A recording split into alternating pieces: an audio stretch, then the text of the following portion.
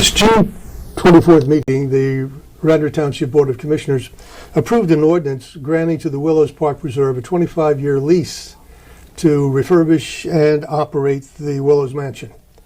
The board also, at the same meeting, approved 2 bond issues totaling more than $13 million.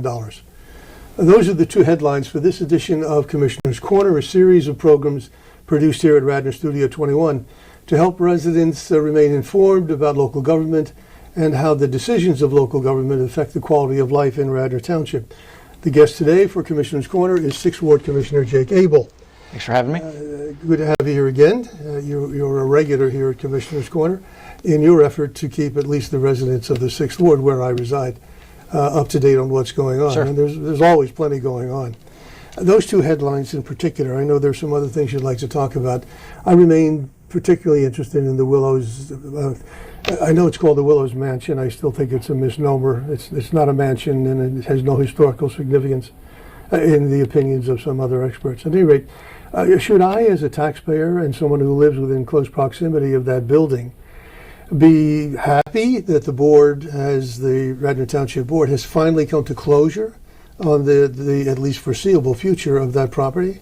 Well, I think when we talk about the Willows, we have to lead off by recognizing that we have a group of residents, local residents, who have decided to take on this this effort to rehab the mansion and get it and open it back up to the residents. So we're very thankful and fortunate that we have those residents. Agreed.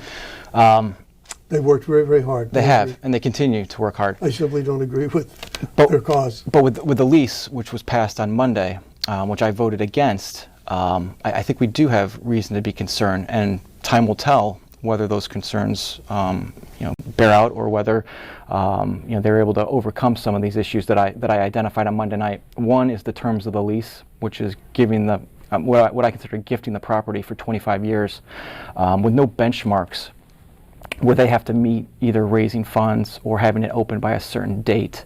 And the second issue that I raised was, what's the use of the park? I want to make sure that no other areas of the park are given away, and that the residents lose out on what I consider to be the jewel of the township, which is the park. Yes. I mean, the house sits there, but people come to enjoy the park.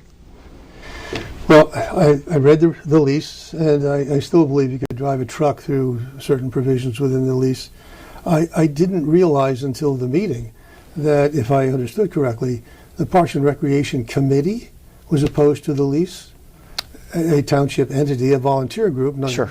And that the staff of the township, at least some members of the staff, were also in opposition to the lease. Both did come out and raise opposition with the lease, which is why a meeting ago I asked that the issue be tabled and that we have a subcommittee meeting, bring it up where the public can come in, and we can talk through some of these issues, hoping that we could mitigate some of the opposition and we could get to a point where we all agree. I know it's done. The ordinance was approved and the lease is now in place, but I still think they're doing it backwards, because I'm not aware. I was invited to join the Willows Park Preserve board, and again, I have enormous respect for the people on that board and what they're trying to do. I opted not to accept the invitation because I have no confidence in the plan, nor did I have confidence that this particular assemblage of people has the experience needed to pull this off. They can fix that by obviously bringing on more people, sure, the right people. Nonetheless, they seem to have done it backwards. I'm not aware of any plan that has ever been submitted with any specificity as to how the building and the immediate environs will be used. What kinds of projects? I know they talk about 25 public meetings or something like that with no more than 150 attendees, sure, and so on. But they still should be able to provide more than they have, at least that I'm aware of, as to specifically how the building is going to be used. I know Tish and some other members of the board have some ideas. They all sound great, but it's all aspirational at this point. Give me some reason to be confident that you can pull this off. Well, the term I continue to hear Another board is going to have to deal with this. There's no question about it in my mind. The term I continue to hear is leap of faith. It is a leap of faith. But we'll have more answers in 12 to 24 months. Yeah. Obviously, in spite of my personal reservations about it, I wish them the best of luck, because if if they're able to do it, it will be good for the township. Yeah, and you'll see me over there if they have cleanup days or other events. I'll be there helping out. Well, we'll see. I think it was a mistake, but I guess we've lived with and through mistakes in the past. The other one that was kind of pro forma, nonetheless, I think from a resident standpoint deserves a few words. The board passed a total of 13 million plus, 2 bond issues. And those are specifically for what? The first one's going to be $5 million for sewer repairs and upgrades. The second one is roughly $7.5 million for capital projects. And we had a special meeting a month ago, and we've got a list of probably totaling about $20 million in capital projects that have been approved by the board, but no funds have been put behind it. So they just sit there while our board will continue to pass new capital projects, and that list will continue to grow. So the decision was made that we look at some of these projects and finally get moving on them. We retired debt recently, so the amount that we passed kind of just takes the place of what's been retired. So to the taxpayer, though, you'll see no difference. You'll see no difference. Yeah. Okay. But you're going to see projects hopefully starting soon, within the next year, that will impact all wards in the township. Everybody's going to benefit from these projects. Well, he's one of those projects, one that's been, I know, a pet project of yours, and that's stormwater runoff. No, so that's a different fund, isn't that'll it? come through the stormwater fee, Yeah. the stormwater fund, but that should come before the board, hopefully in the near future. We're talking 2 weeks, hopefully by the end of July, August at the latest, where we'll see the plans and start talking about the the West Wayne Preserve. So far, hasn't it? For rain. Well, compared to last year, it seems to be the norm now. Yeah. That even small rains, we're getting, a rush of water down South Devon Avenue. Another item on the agenda, again, I know of special importance to you, is the smoking ban in township parks and other public areas. Yeah. So this is an issue I brought up back in 2018. It's part of my initiative to make our parks clean and safe environments for families and kids. So I've worked on recycling and trash pickup, and this is the second component of that, is to provide a safe environment, a healthy environment for our children when they're out there playing. I go to parks now, and I see people smoking behind baseball fields, on tennis courts, on skate parks. And if those are places that we want to feel safe, that our kids are going to, and they're going to come home, the way that we sent them off, I think this is an important thing to do. And it's turned into not just a smoking ban, but it's turned into a tobacco ban. And through the Department of Health, through the state of Pennsylvania, there's an initiative called the Young Lungs at Play program. And that's what I'm really pushing at this point, is to have... And what does it call for? So it requires that the township pass a resolution, and there's several, we're talking dozens of municipalities in Pennsylvania who have already passed this. So Radnor's not out in front in this. We're actually lagging, and we're behind the curve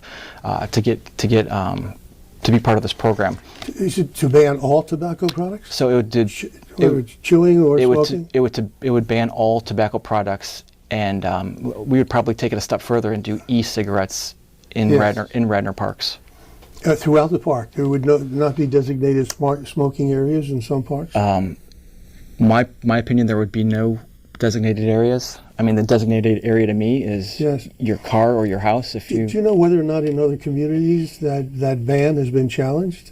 I'm not aware that it's been challenged, and I haven't heard. I've done research, and I haven't heard or seen any resident groups that have come out in opposition to it. But the board tabled that issue, didn't it? They didn't act on it. No. So this was a discussion. And I wanted to get a sense of the board. I was surprised that it seemed like there were some members of the board who wanted to make this, for lack of a better, a partisan issue. I thought this would be something that we could all get behind, and would be a big win for the residents and our children, more importantly. Are you confident that he'll eventually get there? Yeah, I've talked with several members, and hopefully it'll be up on the July 8th special meeting for, we'll have a resolution in front of us, and hopefully it'll pass, and we'll be able to implement that. Okay. Jake, let's spend a few minutes talking about construction on our highways and byways in Radnor Township, especially the 6th Ward. Yep. There was another issue about utility companies and what they can do, the extent to which they can do it to make life miserable for those of us who have to rely on roads. Yes, as I'm sure you're aware, when you drive down Radnor streets, you'll see several patches all throughout a street. Yes. And it creates what I've termed the checkerboard pattern on our streets. So working with the township staff, we've put new language into our right-of-way agreement, our right-of-way ordinance, that currently utility companies are able to open 4 areas within 100 feet of each other without having to resurface that entire area. Yes. We've made it a little stricter, and we've now, the language says they're allowed to open 2 areas within 500 feet. So if they open 2 areas within 500 feet, they'll have to mill and resurface that entire 500-foot stretch. It'll hopefully mitigate the checkerboard. But you still end up with the checkerboard. At least on Newtown Road, there are still a series of checkerboards, and of course only one side, and so it's still uneven. It's still a rough ride. Well, right. We're only requiring them to do the one lane that they work in, but they'll have to do it from the curb to the middle. Oh, okay. So the whole side. So it'll be. I mean, the idea is that it's going to level off. In our lifetime? Well, it'll be up on the next meeting for passage. Right. It should be nice to have it done in the summertime so we don't have to put up with it in the wintertime with the potholes that will invariably develop there. But it's not just that. There was also a presentation on trees, and I thought it was really fascinating about the extent to which some of these trees have to be really butchered and take a whole side of a tree. Right. How can anybody justify that? You leave an ugly standing tree that has been mutilated. Yeah, well, I'm not going to talk for Pico, but my takeaway from that was, their number one priority is to clear the wire. Yeah. So I think it's worth another discussion on how the utility company can work with the township and the residents to make sure that we don't have that happen. They're pretty ugly, scarred trees left as a result of that. Well, if you go down Morris Road and you see those cherry trees, they've all been topped. Yeah. And reshaped because of the work Pico's done. Well, those are the things that were on my mind. What would you like to talk about that's on your mind other than that? Yeah, also coming out of the Monday meeting was some park improvements. We're moving forward with renovations and upgrades at Beau Connor and Philippone Park. So you'll see new fencing. You'll see resurfaced parking lot, and we're adding a pedestrian walkway from the park to Arbordale, which will be great for the kids and families as they cross over, especially the fall months when we have soccer in the park. And then, I'm really thankful for a group of residents who have formed and built a group to look at starting upgrades at Odoricio Park. That's a park that gets a lot of play from. Where is that located? Off of West Wayne Avenue. Okay. Right across from the veterinarian. It's got a great baseball field for the Legion team, but behind that it's got basketball courts. It's a great open space. Kids sled there in the wintertime. So it'll be great, hopefully, that we can move that forward, and I'm really appreciative of the neighbors who have started that. I think it's fair to say throughout Radnor we're really blessed to have so much open space, recreational space, situated so that just about everybody in the township has a way to go out and simply enjoy open space. Right. So to their credit, they've done that. Yeah. Any more talk about trails in the Odrazen? No, we haven't talked about trails, but that's really gonna have to get in line with all these other capital projects that we're focused on. We've got that even though we have $7 million going toward capital projects, that list is still lengthy, and I don't know where trails fits on that priority list. Okay. Well, thank you very much again for being here. Thanks for having me. Always a pleasure to have you here. In this installment of Commissioner's Corner today with 6th Ward Commissioner Jake Abel. Until next time, take very good care of yourselves.